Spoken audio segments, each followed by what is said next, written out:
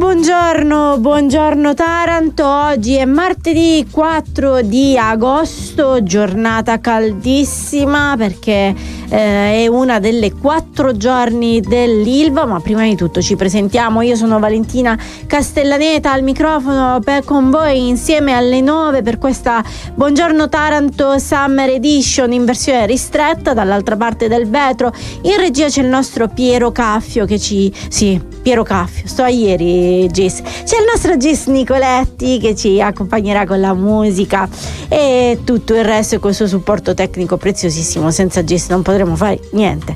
Allora, oggi si parla, come vi dicevo, di Ilva perché alle 10 c'è l'incontro del ministro Urso, al ministro delle imprese e Made in Italy, al ministero, con le organizzazioni sindacali per il primo dei tavoli tecnici. Ieri sciopero dei sindacati di 8 ore, uno sciopero partecipatissimo non solo a Taranto ma in tutti i siti, uno sciopero che ha visto a Taranto una manifestazione che si è spostata occupando simbolicamente per un'ora la strada statale 7, la Appia, e poi parleremo anche di Statte. Andremo a Statte perché sono stati stanziati fondi del CIS per la riqualificazione della gravina leucaspide, ma non solo. A Statte arriva anche l'abbassamento della Tari del 16% grazie ai ristori ex Ilva. E poi ancora oggi è martedì e parte la nostra rubrica Arte di con Stefania Castellana, storica dell'arte, una rubrica che ci accompagnerà per il resto del mese di agosto. Scopriremo tutti i monumenti di Taranto, una sorta di guida pratica per far fare ai tarantini i turisti a casa propria, perché certe volte ci sono dei monumenti che hanno una storia, magari noi li sottovalutiamo e invece guardala. E allora iniziamo con la nostra rassegna stampa. Ovviamente tutte le prime pagine dei quotidiani locali aprono con l'Ilva. Partiamo dal Nuovo Quotidiano di Puglia, che ha una fotonotizia a centropagina: Ilva tutti in strada, piano straordinario, i 3 giorni chiave, lo sciopero in fabbrica di 8 ore per un turno, c'è stato partecipazione ampia, ma da oggi per l'ex Ilva si apre il ciclo di incontri tra governo e parti sociali per capire cosa fare su più fronti: la gara per la cessione dell'azienda ad un nuovo soggetto, il futuro della fabbrica, i possibili nuovi investimenti, la situazione dell'indotto, le misure a sostegno dei lavoratori con lo stop dell'aria a caldo che incombe. In effetti oggi ci sarà l'incontro con i sindacati, domani con Confindustria e Federmeccanica e dopodomani con le associazioni che rappresentano l'indotto, che tra l'altro alle 8:30 a Taranto terranno una conferenza stampa. Passiamo alla Gazzetta del Mezzogiorno. Ilva ai giorni dell'ira, sciopero e blocchi stradali, Urso convoca i tavoli al Mimit e Shell vende il parco solare di Taranto a Total Energy. Poi ci sono due focus, ma anche un'analisi, salari reali, finito il tempo delle illusioni, a pagina 46, una pagina di Francesco Cautilio e Valerio Politi. E ancora il Corriere del Mezzogiorno, che però non apre con Ilva, ma apre con altri argomenti. Gli investitori USA, crediamo nella Puglia, l'idea di un consolato, la visita all'incontro dell'ambasciatore Fertitta, e ancora il freno ai viaggi della Speranza, De Caro presta le delibere per ridurre la mobilità passiva, le misure sui farmaci, la regione vertice dell'unità di crisi, il governatore, anche il ministro Schillaci ha chiesto 4 miliardi. Stiamo parlando dei viaggi della Speranza per curarsi in altre regioni che purtroppo capitano sempre più spesso. Prima riunione ieri in regione dell'unità di crisi sanitaria. Al termine il governatore De Caro ha annunciato la prossima approvazione di delibere per ridurre i cosiddetti viaggi della speranza e quindi abbassare i costi della mobilità. Non è mancata la polemica politica con il governo. Anche il ministro Schillaci ha chiesto a Giorgetti 5 miliardi, previsto il passaggio di alcuni farmaci dalla spesa ospedaliera a quella convenzionata. E poi la parola del giudice: l'affitto annuo del Petruzzelli sale a 1 milione. Andiamo sulla prima pagina dell'edicola, che invece continua a parlare dell'aeroporto. L'avevamo già visto ieri che l'edicola apriva con l'aeroporto di Grottaglie. Salta anche lo spazioporto, niente contratti vincolanti, i soldi sui cargo. La società americana Virgin Galactic ha congelato i voli. I 70 milioni di euro potrebbero essere dirottati sul progetto per il traffico merci verso la Turchia. E poi anche l'edicola apre con Ilva, c'è la fotonotizia a centropagina: ex Ilva e i lavoratori tornano in strada e aspettano notizie da Roma. Torniamo sulla prima pagina della Gazzetta, che racconta invece una storia: incinta ma obbligata ai consigli in presenza. Il caso del comune di Altamura, riunioni da remoto sono vietati. Si parla di una consigliera comunale incinta che deve andare per forza con questo caldo alle riunioni poi del consiglio comunale. Poi però vi volevo un po' dare una buona notizia, perché ieri vi abbiamo dato all'interno del nostro telegiornale notizia di del signor Nicola Valentini, che si era perso, 78enne malato di Alzheimer. Si era perso, insomma i figli non riuscivano a trovarlo, nei primi momenti si è pensato si fosse perso al borgo. Ieri è stato ritrovato in piazza Fontana, sembrerebbe in buona salute, chiaramente non beveva da 24 ore e adesso però è con i suoi cari. E noi adesso ci fermiamo, quando torniamo iniziamo con i nostri approfondimenti. E per il nostro Vamos alla Playa, questo era Alex Britti, un bel po' di tempo fa, erano gli anni 90 forse, o l'inizio del 2000, comunque.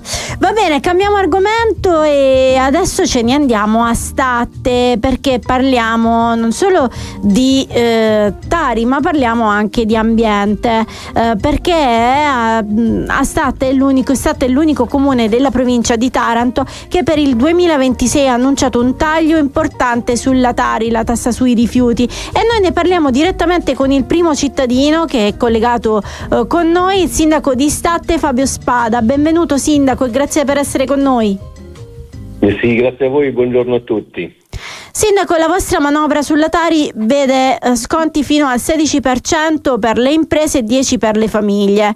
La novità forte è l'impiego delle le possiamo chiamare le royalties dell'ex Ilva per abbassare la tassa. Come siete riusciti a sbloccare queste risorse e rendere un beneficio economico per tutta la cittadinanza? Sì, ha detto bene lei, abbiamo potuto utilizzare le compensazioni ambientali che ci vengono date dalle Acciaierie d'Italia. Ebbene, in passato non potevano essere utilizzate queste compensazioni per abbattere la Tari. Poi grazie al nostro intervento siamo riusciti ad inserire anche questa voce e quindi da quest'anno è possibile utilizzare una parte delle stesse per abbattere direttamente la Tari, e quindi un beneficio diretto per tutti i miei concittadini. Guardate, siamo riusciti ad abbattere la Tari per il 10% per quanto riguarda le utenze domestiche e il 16% per quelle non domestiche, ovvero per le attività commerciali, professionali e quant'altro. Un grande risultato per Statte. Soprattutto perché i costi della raccolta sono aumentati, lo sappiamo bene, a Taranto c'è un aumento non indifferente, quindi è una buona notizia per i cittadini di Statte questa. Sì, assolutamente sì, però ecco, c'è da dire anche un'altra cosa, che per circa 2 punti percentuali è stato possibile abbattere la Tari grazie alla lotta all'evasione. Sì. Ecco, questo è un altro fattore importante. Ora non ci resta che invogliare tutti quanti a fare la raccolta differenziata per bene. Guardate, io lancio questo appello che è indirizzato ai miei concittadini, ma poi in generale a tutti quanti. Se si fa più differenziata si risparmia. è questa la direzione che dobbiamo prendere tutti quanti noi cittadini di qualsiasi comune. Dobbiamo fare più differenziata, perché i costi di gestione aumentano ogni anno, aumenta sempre tutto di più, e l'unico modo per abbattere la Tari è proprio quello della raccolta differenziale e cercare di conferire sempre meno possibile in discarica. Che percentuale ha Stat di raccolta differenziata? Siamo intorno al 54-55%. Che comunque è una buona percentuale. Per quanto mi riguarda, no, perché dobbiamo incrementarla ed anche sensibilmente, insomma. Sindaco, da vincere, mi dica. c'è anche un'altra buona notizia che è arrivata tramite il responsabile unico del CIS, Dario Iaia, sempre restando su Stat.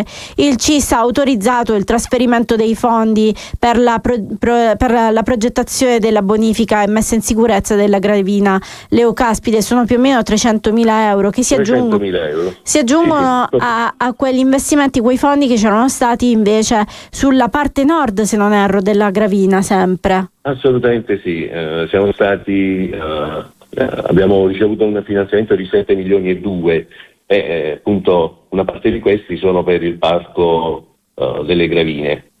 È un grande risultato per Stat e sicuramente i miei complimenti vanno fatti ai miei, alla mia amministrazione, ma a tutti quanti in generale, e anche al responsabile unico del procedimento del CIS, ovvero all'onorevole Dario Iaia, che davvero ha preso a cuore, ma non la situazione di Stat, la situazione di tutti i comuni che fanno parte del CIS, e quindi ha sbloccato risorse che erano davvero ferme lì da un po' di tempo. Insomma, fra un po' vedremo Stat cambiare volto. Possiamo dirla così? Speriamo, assolutamente, e di questo ne sono felicissimo, sono fiero insieme alla mia squadra, ma insieme a tutti i miei concittadini. Siamo davvero orgogliosi di questi successi che a breve, insomma, potremo raggiungere. E allora, grazie per averci raccontato tutte queste novità. Io ringrazio il sindaco di Stat, Fabio Spada. Buon lavoro, sindaco. Grazie a lei, buon lavoro a tutti quanti voi, grazie. Buona giornata. E noi adesso ci fermiamo, quando iniziamo apriamo la nostra pagina sull'Ilva. E questi erano i Betical, che è canzone che sa di mare, che sa di estate, ma l'estate di Taranto è molto calda, quasi quanto le fiamme di un altoforno, direi. Quest'estate sembra di essere tornati a 14 anni fa e ci siamo anche un po' con le tempistiche. Erano il 2 agosto, ieri era 3, invece con lo sciopero oggi 4 agosto incontro al Mimit, ma torniamo ieri, facciamo un passo indietro e vediamo come i lavoratori dell'ex Ilva, INAS, Acciaierie d'Italia, INAS e Indotto diretti stanno vivendo questa situazione, perché parliamo con i sindacati, parliamo con le associazioni datoriali e tutto, ma come i lavoratori lo stanno vivendo ce lo racconta Deborah Notarnicola. Sentiamo le stesse cose da tanto tempo ormai, abbiamo bisogno di risposte certe, ci sentiamo abbandonati. Tra gli operai dell'ex Ilva serpeggia qualcosa che forse è ancora più pesante della preoccupazione, un mix tra rabbia e rassegnazione, perché, dicono, nonostante i segnali fossero evidenti da tanto tempo, la politica non ha pensato di costruire alternative per la vasta platea dei lavoratori, di quelli diretti ma anche di quelli dell'indotto, che è l'anello debole della catena.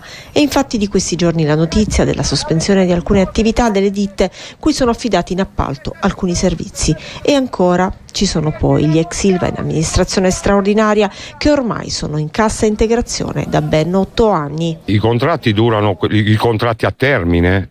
Niente, non durano niente, perché i ragazzi che stanno a termine se ne vanno a casa direttamente, e noi forse pure, perché ripeto siamo la catena più debole. Nessuna garanzia? Assolutamente no, se no non stavamo qua in mezzo alla strada. Non abbiamo garanzie da anni, non ci sono garanzie da anni, non ci parla nessuno, il governo è assente, totalmente assente su questa vertenza, perché è veramente una vergogna, la gente si muore veramente di fame, davvero, specialmente qui a Taranto. Dipendente diretto dello stabilimento siderurgico ex Ilva da ben 25 anni, Antonio, qual è il tuo timore? Viviamo nel limbo, paghiamo mutui, abbiamo figli, le spese aumentano, il governo si preoccupa più di priorità, quali riarmo, e meno di vertenze.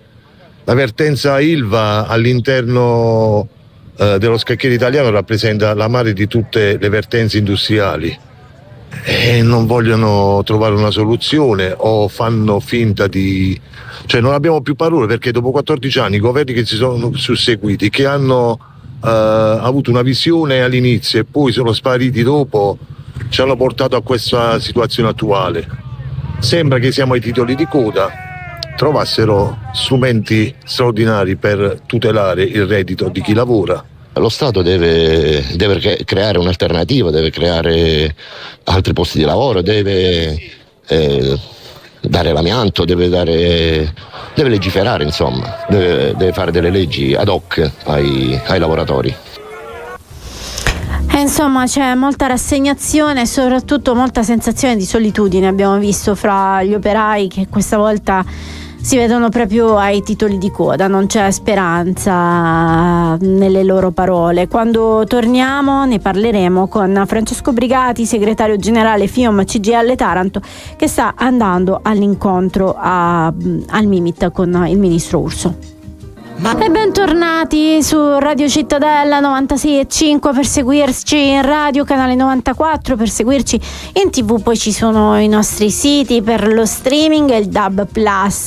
Oggi si aprirà il tavolo col ministro Adolfo Urso sulla vertenza ex Ilva, lo abbiamo già detto, ma la tensione è già alta. Ieri Taranto c'è stato un grosso sciopero, un importante sciopero e corteo che ha fermato simbolicamente per un po' di tempo la strada statale, i lavoratori diretti dell'appalto unito dopo la sentenza della Corte d'Appello di Milano, ma soprattutto dopo l'incertezza sulla vendita della fabbrica di questi giorni. Ne parliamo subito con uno dei protagonisti della protesta di ieri, che ringraziamo per essere in collegamento con noi, Francesco Brigati, segretario generale della FIOM CGIL di Taranto. Buongiorno. Buongiorno a tutti voi. Brigati, fra qualche ora, possiamo dirlo, fra un paio d'ore, ci sarà l'incontro, il vertice a Roma con il ministro Urso. Voi arrivate a questo tavolo dopo una grande partecipazione. Avete delle richieste piuttosto chiare, se non erro? Sì, noi ieri abbiamo presentato ai lavoratori prima in assemblea e poi ci siamo mossi internamente con un corteo per poi uscire in strada e dimostrare appunto a tutto, diciamo, l'arco costituzionale che noi siamo presenti e che i lavoratori vogliono essere rappresentati. Vogliono essere rappresentati rispetto a quella che è la vertenza dell'ex Ilva, che dura ormai da troppi anni. Abbiamo delle idee chiare rispetto a quello che potrà essere il futuro dell'ex Ilva, lo diciamo da tempo. La soluzione che ieri abbiamo condiviso anche con i lavoratori e che presenteremo oggi attraverso la nostra piattaforma rivendicativa è legata su degli aspetti fondamentali, in primis la questione che riguarda la garanzia occupazionale e salariale a seguito di quello che è previsto dalla Corte d'Appello di Milano, dal decreto della Corte d'Appello di Milano. È evidente che a fronte di una chiusura entro i 90 giorni noi dobbiamo dare garanzie ai lavoratori, dobbiamo cercare appunto soluzioni che possono essere quelle, come abbiamo ricordato anche ieri in assemblea, di mettere in campo l'estensione dei benefici previdenziali d'amianto, la questione del prepensionamento, il tema che riguarda ovviamente l'incentivo all'esodo. Sono tutti strumenti straordinari di fronte a una fase complicata come quella che stiamo attraversando, che deve essere appunto garanzia per tutti i lavoratori, compresi i lavoratori dell'appalto. Ma soprattutto mi sembra la richiesta di un piano industriale che sia concreto, è una cosa che richiedete da molto tempo ormai. Sì, questo aspetto ovviamente non risolve definitivamente la questione dal punto di vista occupazionale per età anagrafiche dei lavoratori, e per questo è fondamentale comunque garantire un piano industriale capace appunto di traghettare una fase complicata come quella della transizione ecologica che ormai attendiamo da troppi anni. Ed è evidente che l'intervento pubblico, cosa che abbiamo chiesto e continueremo a chiedere al governo, è l'unica garanzia per traghettare una fase così complicata, per cui abbiamo degli elementi con cui oggi ci vogliamo confrontare, che dall'ultimo incontro che si è svolto il 28 di luglio a Palazzo Chigi il governo semplicemente era venuto per dirci che avrebbe avviato lo spegnimento degli impianti e non c'era nessuna soluzione, nessuna alternativa, per cui il tema vero è garantire una serie di elementi che possano in qualche modo non procurare una bomba sociale all'interno di un territorio già fortemente martoriato e che evidentemente ha la necessità di trovare risposte, perché sono 14 anni che inseguiamo questo processo di decarbonizzazione e di transizione ecologica. A proposito di questo, una risposta velocissima le chiedo, perché abbiamo finito il tempo. Ieri, a margine dello sciopero, sui suoi social ha scritto un post piuttosto duro verso gli enti locali, quindi comune, provincia, regione. Vi sentite soli in questa situazione? Lei ha parlato di silenzio assordante. Sì, noi non ci sentiamo da soli, perché ieri c'erano veramente centinaia, migliaia di lavoratori. Il punto vero è che il primo cittadino di Taranto non può pensare, al di là dei punti di vista che ognuno può avere, chiusura sì, chiusura no, ci sono migliaia di lavoratori che sono tuoi concittadini, che stanno manifestando e scioperando, e non si può vedere un silenzio assordante, ripeto, nemmeno con un comunicato stampa di solidarietà. Io lo trovo vergognoso l'atteggiamento delle istituzioni locali e regionali. Non prendere posizione significa anche mandare allo sbando un intero territorio, una città che già, ripeto, è fortemente in crisi ormai da anni. Grazie a Francesco Brigati, segretario generale della FIOM CGIL di Taranto, per essere stato con noi, e in bocca al lupo per l'incontro con Urso. Grazie a voi, buona giornata. E noi adesso ci fermiamo, quando torniamo vediamo quali sono le ultime novità. E noi ci siamo tornati in diretta e andiamo in Viale Virgilio, davanti alla sede della Camera di Commercio di Taranto, perché alcuni operai dell'indotto hanno bloccato la strada. Per noi lì c'è il direttore di Cittadella TV, Enzo Ferrari. Buongiorno Enzo. Sì, Valentina, buongiorno. Siamo davanti alla Cittadella delle Imprese in Viale Virgilio. È in corso una manifestazione voluta dalle associazioni datoriali del territorio, Confindustria, Confapi, Confartigianato, AIGI, e con i dirigenti di queste associazioni. Ci sono anche circa un centinaio, forse anche più, di lavoratori che stanno esprimendo tutto il proprio disappunto e le proprie preoccupazioni per il futuro economico delle loro famiglie, perché qui ad andarci di mezzo sono proprio i redditi delle famiglie. Se questo è il timore che viene espresso, se l'azienda siderurgica l'ex Ilva dovesse giungere alla chiusura. Poco fa ha preso la parola il vicepresidente di Confindustria De Pace, il quale ha detto, ha affermato che l'ex Ilva, lo stabilimento di Taranto, dal punto di vista ambientale è tra i più evoluti d'Europa, ha fatto anche confronti con altri stabilimenti europei. Ebbene, si è chiesto a chi giova, quali sono gli interessi che vogliono portare l'ex Ilva alla chiusura. Insomma, qui c'è il mondo del lavoro, il mondo produttivo, che è seriamente preoccupato per il futuro economico e sociale di questo territorio. Per il momento è tutto, poi ci aggiorneremo nel corso dei nostri ulteriori spazi di informazione. A te la linea, Valentina. E grazie a Enzo Ferrari. Come avete visto, Via di Virgilio è bloccata all'altezza della Camera di Commercio, quindi c'è questa informazione di servizio che vi dovevamo dare. E adesso però cambiamo diametralmente argomento, perché parte oggi una nostra rubrica sotto le migliori stelle, direi proprio, che si chiama Arte D, con Stefania Castellana, storica dell'arte. Buongiorno Stefania. Buongiorno Valentina, buongiorno a tutti. E allora noi avevamo progettato di fare questa rubrica per dare ai tarantini la possibilità di passare le vacanze nella loro città, ma mi sa che quest'estate non è proprio un'estate al mare, va Stefano? Ma direi proprio di no, dati gli ultimi eventi, purtroppo secondo me gravidi di conseguenze non positive, non necessariamente positive. C'è un conflitto in corso. No, decisamente. Però questa rubrica oggi ci racconta anche come è fatta la nostra città. Noi ci siamo sempre interrogati un po' sui monumenti di Taranto. Forse, siccome il tempo è poco, io direi che della statua dei marinai parliamo la settimana prossima, in modo tale da raccontarcela bene questa opera di Taranto, anche perché Tu dicevi le opere che ci sono in città non sono belle in maniera oggettiva, come si può immaginare un'opera del Rinascimento, il barocco, cose del genere. A Taranto le opere sono materiche.